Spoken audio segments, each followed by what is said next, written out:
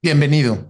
Este es tu programa Factor Capital Humano y el día de hoy tenemos un invitado de regreso, Raúl Domínguez Rex. Él es político mexicano, líder sindical destacado y platicaremos de muchos asuntos, reformas laborales y otros tipos de eventos en la materia. Quédate con nosotros.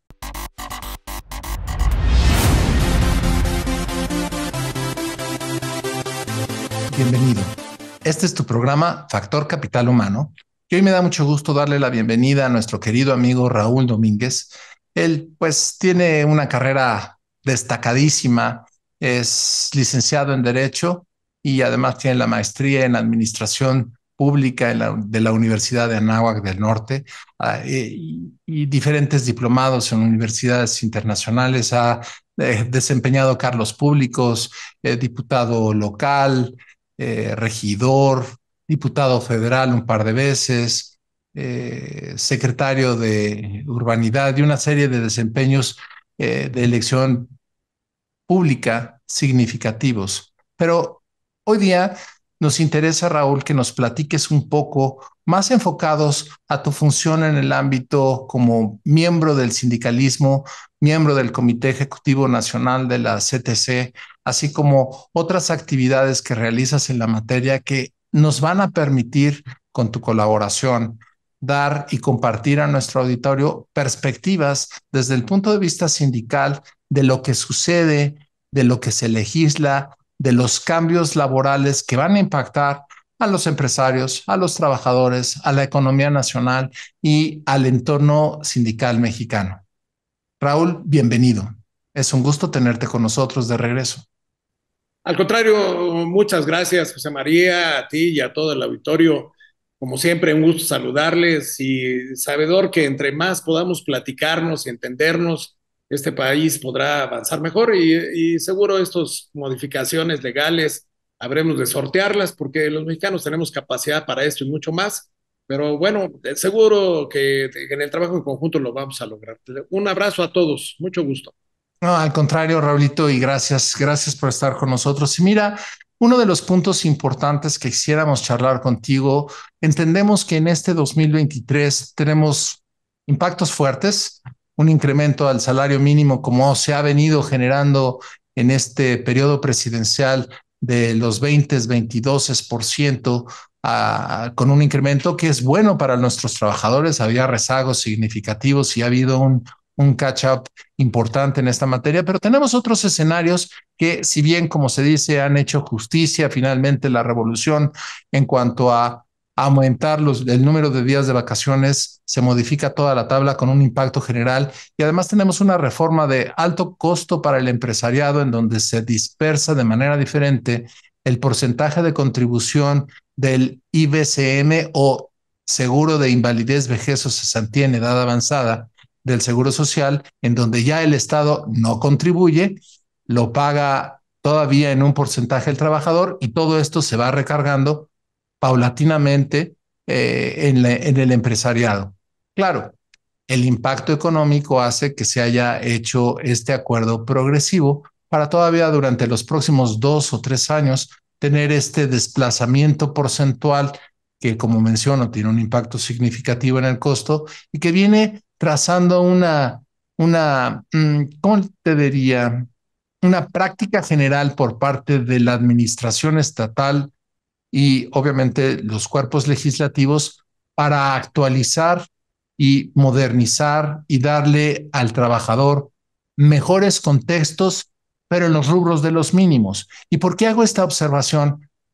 Pues porque hay empresas que pagan más de los mínimos, que los contratos colectivos otorgan más de los mínimos. Y ahí estamos teniendo efectos irregulares con incrementos tan fuertes en la plataforma básica que no es la deseable para los trabajadores, es lo mínimo que en México se debe de pagar, no es la normalidad y ahora pues empieza a crecer de una manera significativa, empujando pues todos los marcos de compensación para arriba. Raúl, ¿qué se está viviendo al tenor de estos cambios, sí, en el país, en los grupos que la CTC representa y lo que tú ves en el mundo empresarial legislativo mexicano? Fíjate que hemos tenido la oportunidad no solamente de verlo al interior de la CTC que representamos, sino también tengo la oportunidad de ser el presidente del Congreso del Trabajo en el Estado de México. Esto nos da oportunidad de platicar con 26 organizaciones sindicales más en el Estado, de diversos índoles, petroleros, ferrocarrileros, del sector público.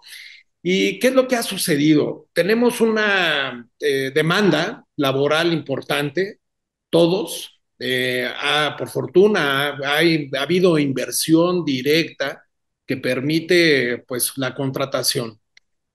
Si bien hoy tenemos ya los incrementos salariales de hasta 207 como base, también es cierto que ya no podemos establecernos ahí. Quiero decir con esto que no es solamente el incremento de los 20% que hemos venido viendo en los últimos años, sino otros incrementos adicionales, porque si no, toda esta competitividad no nos permite estabilidad en la contratación de la gente. Al no haber estabilidad en la contratación de la gente, hay pérdidas para todos. Tenemos gente que llega por días, perdemos capacitación, hay rotación, eh, en fin, no tenemos una consolidación en la producción. ¿Por qué? Porque hoy sabemos que está, pero dentro de 2 semanas ya no regresa.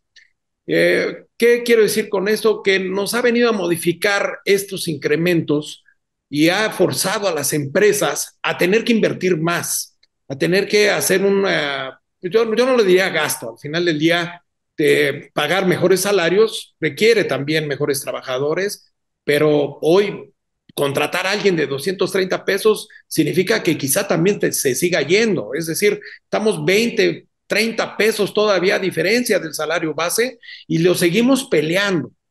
¿Dónde estará el tope? Ojalá que lo podamos frenar, porque entonces vuelve una lucha encarnizada en a ver quién paga más por quedarse, por establecerse con los trabajadores. No, estos son efectos que nos ha generado no solamente el marco de la demanda de empleos, sino también este marco de los incrementos salariales.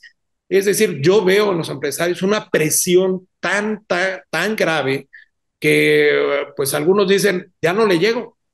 Podía, cuando el salario mínimo estábamos todavía 198, pero ya 210 me cuesta, ya 230. ¿Quiénes? Pues los pequeños y los microempresarios, que es el 95% de la contratación de este país.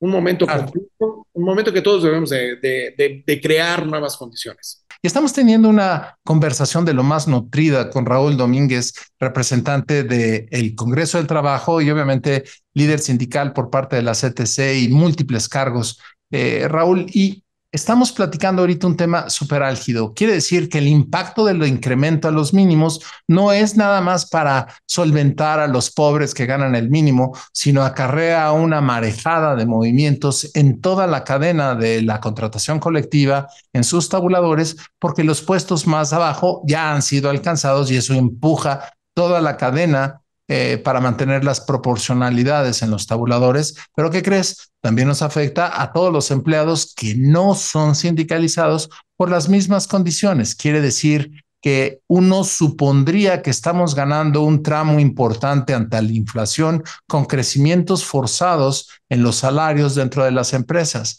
Aquí el punto interesante es, pues bravo al gobierno, felices trabajadores, pero ¿de dónde está saliendo todo el dinero y cuáles son las probables consecuencias que esto pueda tener? Mencionabas hace un momento, ya no puedo más. Y esto quiere decir que o cierro o tomo decisiones que hubiera deseado no tener que tomar. ¿Cuáles? Despedir a los trabajadores para mantener una plantilla que la economía de la empresa pueda sustentar. ¿Qué ven ustedes en estas prácticas? ¿Cuál es la peligrosidad desde la perspectiva sindical en relación a todo este movimiento, Raulito?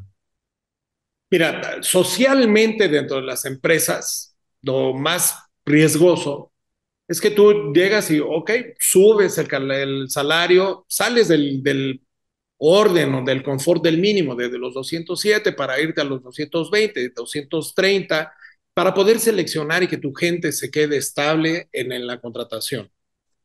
Pero esto implica que quienes tenías en el salario de 230 lo vas a tener que subir. Y así escalonadamente, porque dice a salario igual, trabajo igual. Y entonces te dice, oye, ¿por qué este amigo que apenas conoce o está aprendiendo viene a ganar lo mismo que yo llevo operando los 5 o 10 años? me tienes que incrementar a mí y entonces empieza ahí el problema social interno dentro de las empresas. El trabajo de nosotros es ir estabilizando, buscando la mecánica, ir encontrando esta mecánica junto con la empresa de hacer los esquemas de evaluación y abrir puertas de oportunidades para la gente. Creo que aquí la mejor opción es ir buscando los bonos de productividad.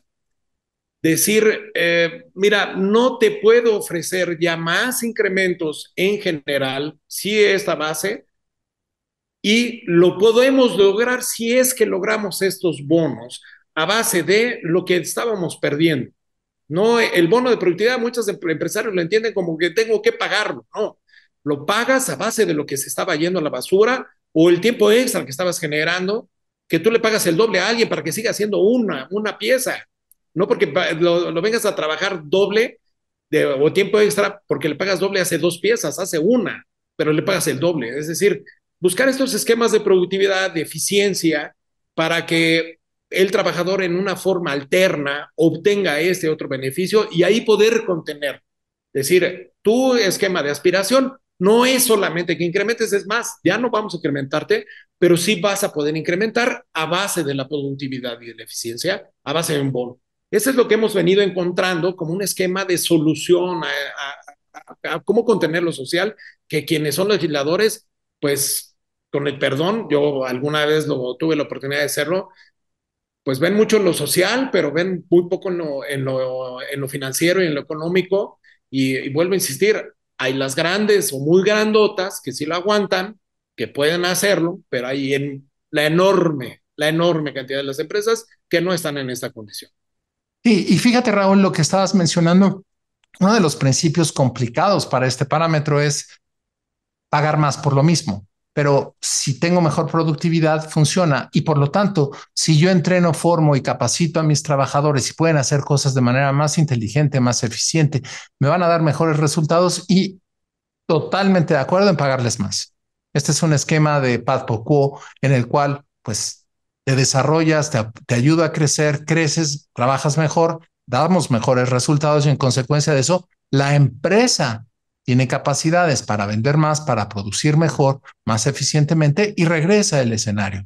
Ahora bien, gracias Raúl por la aclaratoria y por los comentarios. Tengo un escenario además que se cierne ahora en nuestra actualidad en las vísperas de la campaña presidencial que se nos adelantó nada más un año, ¿sí? Con el gasto que esto implica y el desgaste para todo el país que implica, ¿sí? Pero tenemos dos o tres tópicos delicados que se están gestando. Uno es el incremento al aguinaldo, que tiene un efecto, si bien alto en porcentaje por lo que representa, pues evidentemente está focalizado en un evento muy específico que es al final del año se paga ya no 15 días, se está legislando y se está discutiendo que sean 30 días. También tenemos por ahí el incremento en la prima vacacional que va asociado al aumento de los días de vacaciones, pero ahora en vez de pagar 25% de esa prima, el mínimo se subiría a el 50%. Y bueno, un escenario todavía mucho más complicado, Raúl, que tiene que ver con lo que estamos platicando, la productividad, la reducción de la jornada, que si bien tiene un costo directo en efectivo, que pues simplemente es pagar más por determinadas prestaciones, tiene un colateral realmente significativo que es reduzco el tiempo de trabajo. Más descanso, pues ya no tienen vacaciones y nos van a facilitar cómo tomarlas con una mayor prima y seguramente si la tomo en diciembre tengo un aguinaldo del doble de tamaño y entonces ahora simplemente me voy a tumbar de 6 a 5 días gracias a una propuesta de los cuerpos legislativos. ¿Qué ven en esto, Raúl? Yo creo que hay una corresponsabilidad, perdón que lo diga así. La culpa no es del indio, sino de quien lo hace compadre. Y la gente elige quienes nos van a representar y normalmente quienes nos representan pensamos que trae la mejor preparación y la mejor perspectiva de lo que se debe de hacer. Hacer propuestas a la ligera, y lo digo, vaya, yo soy líder sindical y mi vocación es para que hoy a mí, a Raúl, líder sindical, que nos vaya bien a todos, no solamente a los trabajadores, también a la empresa. En medida que a la empresa le va bien, me puede recomendar o no, pero por lo menos no hablará mal de que hice algo. ¿Qué quiere decir con esto? Los que están ahí ven más en la perspectiva de la política que en la funcionalidad de lo que el país representa. Hacer una iniciativa tiene costos y beneficios. ¿Quiénes y cuánto? ¿Por qué no legislamos mejor en materia sendaria y bajamos el impuesto sobre la renta? Es un impuesto directo que le afecta a mis trabajadores, ¿eh? El que más gana, el que más conoce, el que más tiene tiempo de experiencia, es el que más paga impuestos. ¿Por qué no lo Claro, benefician por ahí? Porque todos afectamos al gobierno. claro. Queremos hacer populismo desde la ley. Es el gran error, creo que de todos quienes están ahí, y pues es mucho más fácil decir, vamos a dar, a ver quién lo paga. Sí, claro, no se vale hacer caravana con sombrero ajeno. Y continuamos nuestra charla con Raúl Domínguez. Y bueno, lo que estamos platicando, Raúl, es como para calambrar a cualquiera en aquellos casos en los cuales, si entendemos lo que está sucediendo, pues le regalamos dinero que no es nuestro, beneficios que no es nuestro, que tendrá que pagar alguien más para recibir nosotros el aplauso. Pero lo más interesante es que, como bien mencionas, existen componentes prácticos, realistas, como son la administración de los impuestos, en donde lejos de reducirlos para darle un espacio al pueblo de México y poder tener pues un poco más de recursos para poder solventar nuestra vida, nuestra familia, nuestra educación, el cuidado de la salud y otros componentes, se mantienen y buscan la colecta del impuesto para mantener a esta institución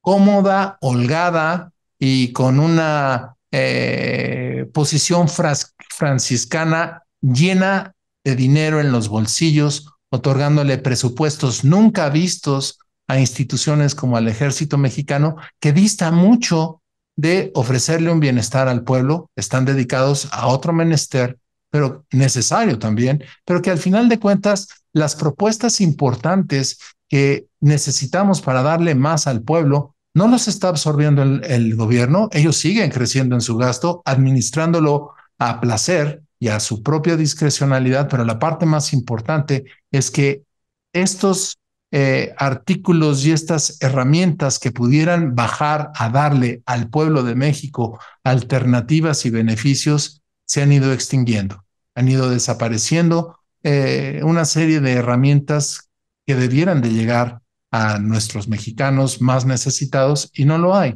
Y volviendo a nuestro esquema fundamental, Raúl, ¿cuáles son las perspectivas de que estas legislaciones que están en discusión se aprueben, salgan en vivo, cuándo y cómo? Mira, yo creo que dependerá mucho del proceso electoral. Si la condición se vuelve cerrada o hay una competencia muy estrecha en los porcentajes de las encuestas, creo que inmediatamente echarán a andar de manera rápida, fast track, de aquí a diciembre, inclusive, ¿para qué se tardan más? Aunque tienen hasta mayo todavía, el 30 de abril, como segundo periodo legislativo para votarlas y que a lo mejor hagan mayor eco para beneficio de. ¿Qué quiero decir? Que yo creo que debemos de también en este siguiente proceso electoral razonar más para quién nos vamos a poner enfrente, si nos va a ayudar directa o indirectamente. Si tanto quieren ayudar a la gente, ¿por qué no bajan el impuesto al valor agregado del 16 al 10? Y no nada más a quien paga. Aquí la responsabilidad de la carga es a quien se le están dejando, a quienes siempre hemos estado en esta condición de ser sujetos fiscales, los regulares, los formales, o un ejercicio de ajuste de cinturón, como ha habido en algunas ocasiones, del gobierno, y que entonces se ajuste un poquito el gasto para destinar mejores recursos. Creo que dependerá mucho del proceso electoral. No le veo más otra condición. Las acciones son más de carácter político que de verdadero sentimiento de impulso. Si quisieran hacer una iniciativa que diese mayor profundidad, yo me iría entonces a iniciativas que fomenten, que promuevan la competitividad, el impulso al desarrollo. Insisto, hoy quienes más les va a pesar es a quienes tienen una condición económica de micro, pequeña empresa. Insisto, las grandes no es que no, pero tienen de otros factores para poderse hacer de recursos. Dependerá entonces, para mi particular punto de vista de la condición sociopolítica, y si más estrecha, más difícil será la condición, o más fácil será para que puedan salir las iniciativas. Fíjate, Raúl, que escuchando lo que platicas y da pues mucho pesar escuchar que aquellos que han sido votados para procurar el bienestar del pueblo es para todos los mexicanos, ¿sí? Y que lo vean como un beneficio para salir aplaudidos en su periodo y elegir y postergarse en el poder, se vuelve como triste escucharlo. Pero algo que me gustaría tocar, pues antes de que podamos cerrar el programa, Raúl, es ¿qué podemos esperar en el entorno laboral? Porque esto es inminente. Vamos a tener cambios, algunos más, otros menos, que tienen que ver precisamente con qué se legisle y qué no, qué pasa y qué no pase. Mencionábamos dos de ellos, que es prima vacacional, otra es aguinaldo, que tiene un impacto significativo en los costos, pero que al final de cuentas se reflejará en un pago único con una beneficio muy restringido en relación a lo que se trata, sí, que es el trabajador pueda salir de vacaciones, que ya se incrementaron los días y que tenga más dinero en la bolsa para poder pasar esos días de asueto de una manera económicamente sustentable.